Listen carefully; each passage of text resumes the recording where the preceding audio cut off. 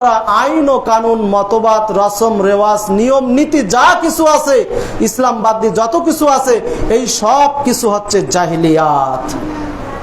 জাহিলিয়াতের কয়েকটি জাহিলিয়াতের কথা আমি বলি। এক নম্বর সবচেয়ে বড় জাহিলিয়াত হচ্ছে অহংকার করা। কারণ অহংকার করেই কিন্তু ইবলিস শয়তান কি আদমকে সেজদা করে নাই। আদমকে সেজদা সে কিসের কারণে করে নাই? সে অহংকার করার কারণে। তাহলে অহংকার করা হচ্ছে সব থেকে বড় আপনার জাহিলিয়াত। এই অহংকার করা যাবে না। দুই নম্বরে বলি সুদ।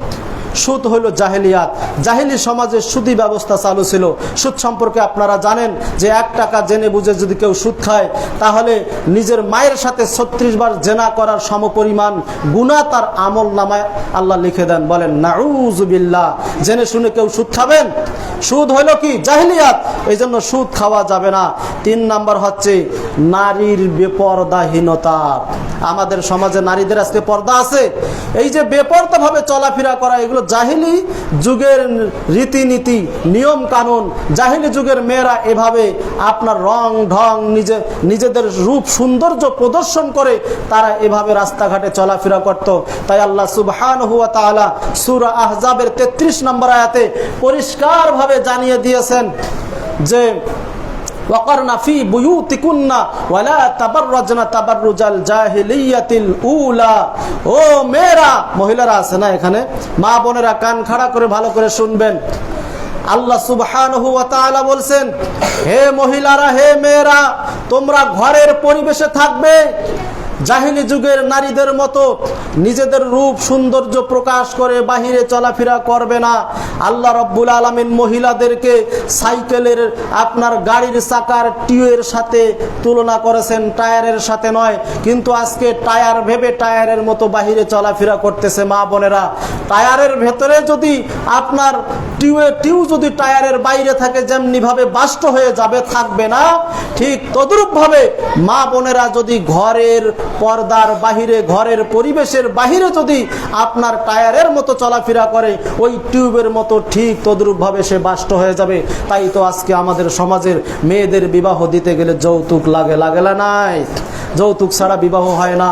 কিন্তু আবার যদি যৌতুক দেওয়া না হয় তাহলে আবার ভালো ঘরে বিবাহ দেওয়া যায় না, কিন্তু যৌতুক দিলে আবার ঠিকই বিবাহ হয়। তো এগুলো হচ্ছে জাহিলিয়াত। যৌতুক প্রথা এই সব কি জাহিলিয়াত।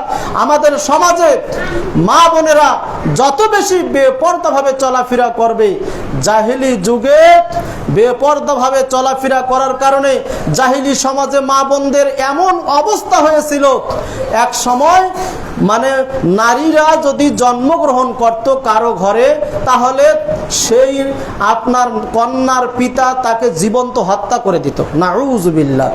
মানে এমন একটা সময় সেই সময় অতিবাহিত হয়ে গিয়েছিল নারীদের ওপরে। তাদের বেপরদাভাবে, তাদের উলঙ্গভাবে, তাদের বেহায়াপনায় এমনভাবে ছড়িয়ে ছিটিয়ে গিয়েছিল যে নারীদেরকে তারা আর 5 পয়সায় মূল্যায়ন করত না। এখনো অনেকে আছে না, বলে যে 500 টাকা দিলে পাওয়া যায়, 1000 দিলে পাওয়া যায়, 100 টাকা 50 টাকা দিলে পাওয়া যায়, তোমরা 100 টাকার মাল। নাউযুবিল্লাহ। এগুলো কখন হয়? নারীরা যখন ঘর থেকে বের হয়, বেপরদাভাবে চলাফেরা করে, তখন এগুলো হয়ে যায়। কিন্তু নারীরা যদি ঘরের মধ্যে থাকতো, বাড়ি থেকে বের হওয়ার সময় যদি পর্দার সহিত চলাফেরা করত, তাহলে ইসলাম যে সম্মান দিয়েছেন, তা ইসলাম যে বলেছে নারীদেরকে আপনার মোহরানা বুঝে দিয়ে তারপরে নিয়ে আসো, ঘরে তুলো, বিবাহের সময় মোহরানা বুঝে দিয়ে ঘরে তুলো, তাহলে আজকেও আমাদের সমাজে সেই নিয়ম, সেই প্রথায় চালু থাকতো। কিন্তু কোথায় সেই ইসলামের নিয়ম আমাদের সমাজে আছে? এখন জাহিলিয়াত শুরু হয়ে গেছে। বিবাহ বাড়ির অনুষ্ঠানগুলো তো দেখা যায় বহুত জাহিলিয়াত।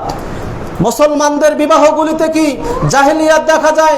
মানে গান বাজনা, এরপরে গেট সাজা, টাকা পয়সা, রং তামাশা, এরপরে গায়ে হলুদ, ছেলের বাড়িতে মেয়ের পক্ষের লোক, আপনার মেয়ের বাড়িতে ছেলের পক্ষের আপনার নারী পুরুষ একাকার অবস্থা। এই সব হচ্ছে জাহিলিয়াত। এই সব জাহিলিয়াত। এই জাহিলিয়াতকে যদি আমরা দূর করতে না পারি, তাহলে আমরা সঠিক ইসলাম পালন করতে পারবো না, সঠিক ইসলাম আমরা দেখতে পাবো না। এরপরে মানুষের গীবত করা, পরনিন্দা করা, এই সব হচ্ছে জাহেলিয়াত। নিজের বংশের গৌরব করা, এগুলো হচ্ছে জাহেলিয়াত। রাসূলুল্লাহ সাল্লাল্লাহু আলাইহি ওয়াসাল্লাম বলেছেন, লাইসা মিন্না মান দাআ ইলা আসাবিয়্যাহ, যে ব্যক্তি নিজের গোত্রের দিকে মানুষকে আহ্বান করে সে আমাদের, ফালাইসা মিন্না, সে আমাদের দলভুক্ত নয়। সময় কি শেষ হয়ে গেছে না? শেষ করে দিব।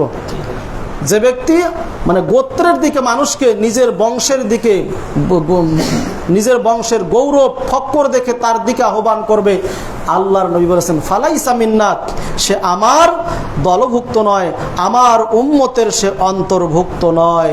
বিশ্বনবী মুহাম্মদুর রাসূলুল্লাহ সাল্লাল্লাহু আলাইহি ওয়াসাল্লাম বলেছেন, সর্বশেষ এই হাদিসটি বলে শেষ করে দিচ্ছি। আল্লাহর নবী বলেন, আরবাউন ফি উম্মতি মিন আমরিল জাহিলিয়াত। আল্লাহ নবী বলছেন, আমার উম্মতের মধ্যে 4টি জাহিলিয়াত রয়ে গেছে, 4টি জাহিলিয়াত আছে। কি? 1 নম্বর হলো বংশ নিয়ে গর্ব করবে। আমার উম্মতের কিছু মানুষ নিজের বংশ নিয়ে গর্ব করবে। 2 নম্বর হচ্ছে অন্যের বংশকে তুচ্ছ করবে, যে তোদের বংশের চেয়ে আমার বংশ ভালো, হ্যাঁ, বংশ নিয়ে গর্ব করবে। 3 নম্বর নক্ষত্রের মাধ্যমে বৃষ্টি চাইবে।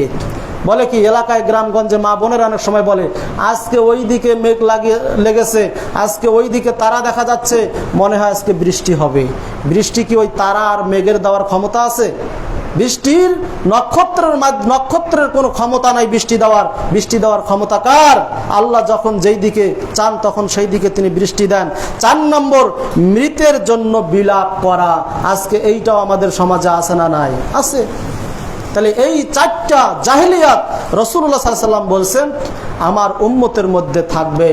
সম্মানিত মুসল্লিয়ান ইকরাম, ইসলাম সম্পর্কে আমাদের জানতে হবে এবং এই জাহেলিয়াত কি কি এগুলো সম্পর্কে আমাদের জানতে হবে, নচেত আমরা সেগুলো থেকে দূরে থাকতে পারবো না।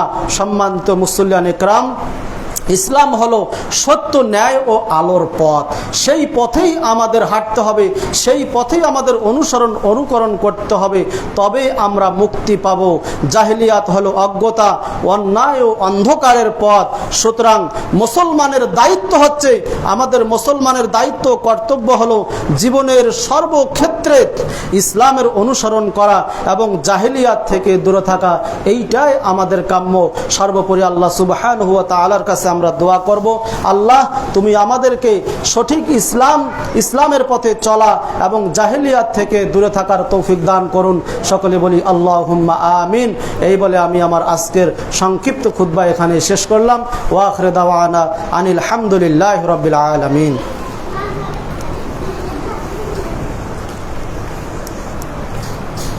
نحمده ونصلي على رسوله الكريم أما بعد فأعوذ بالله من الشيطان الرجيم يا أيها الذين آمنوا صلوا عليه وسلموا تسليما اللهم صل على محمد وعلى آل محمد كما صليت على إبراهيم وعلى آل إبراهيم إنك حميد مجيد اللهم بارك على محمد وعلى آل محمد كما باركت على إبراهيم وعلى آل إبراهيم إنك حميد مجيد ربنا آتنا في الدنيا حسنة وفي الآخرة حسنة وقنا عذاب النار رب العالمين খুতবার শেষ প্রান্তে তোমার দরবারে ফরিয়াদ জানাই মাবুদ, দয়া করে আমাদের জীবনের সমস্ত গুনাহ খাতাগুলি মাফ করে দাও রব্বুল আলামিন।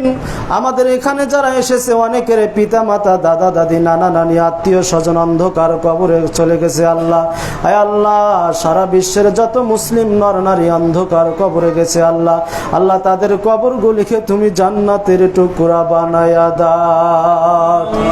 রব্বিরহামহুমা কামা রব্বায়ানি সগীরা। এটা এই দোয়াটা প্রত্যেকে পড়তে হবে। রব্বিরহামহুমা কামা রব্বায়ানি সগীরা।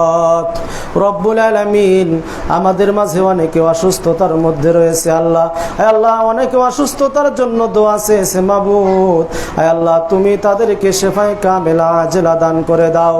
আযহিবিল মাসা রাব্বান নাস ওয়াশফি আনতা শাফি লা শিফা ইল্লা শিফাউকা শিফান লা ইউগাদিরু সাকামা লা বাসা তাহুরুন ইনশাআল্লাহ। রব্বুল আলামিন, পরিশেষে তোমার দরবারে ফরিয়াদ জানাই মাবুদ, এই সুনামগঞ্জের সদরের মধ্যে, শহরের মধ্যে মসজিদ আল গুরাবা এন্ড ইসলামিক সেন্টার নির্মাণ করার জন্য যারা জায়গা জমি দিয়ে সাহায্য সহযোগিতা করেছে আল্লাহ, আয় আল্লাহ, যারা অর্থ দিয়ে সহযোগিতা করেছে আল্লাহ, আয় আল্লাহ, এখনো যারা অর্থ দিয়ে সহযোগিতা করতেছে আল্লাহ, আল্লাহ প্রত্যেকের দানখানা তুমি কবুল ও মঞ্জুর করে নাও। রব্বুল আলামিন, এই দানের ওসিলা করে কাল কিয়ামতে জান্নাতে বালাখানা নির্মাণ করে দাও। রব্বানা তাকাব্বাল মিন্না ইন্নাকা আনতাস সামিউল আলিম ওয়া তুব আলাইনা ইন্নাকা আনতাত তাওয়াবুর রহিম। সুবহানা রাব্বিকা রাব্বিল ইজ্জাতি আম্মা ইয়াসিফুন, সালামুন আলাল মুরসালিন ওয়ালহামদুলিল্লাহি রাব্বিল আলামিন। সুবহানাকাল্লাহুম্মা বিহামদিকা আশহাদু আল্লা ইলাহা ইল্লা আনতা আস্তাগফিরুকা।